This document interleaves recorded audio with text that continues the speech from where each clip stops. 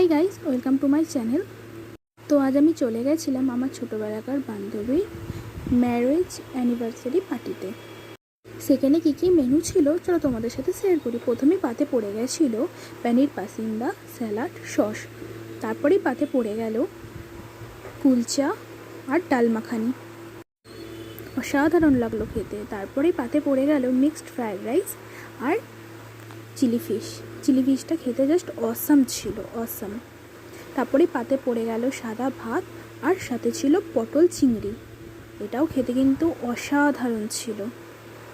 তারপরে পাতে পড়ে গেল আচারি চিকেন আমি বিশেষ ভালো খাই না, সেজন্য নেক্সট টাইম আর নিইনি।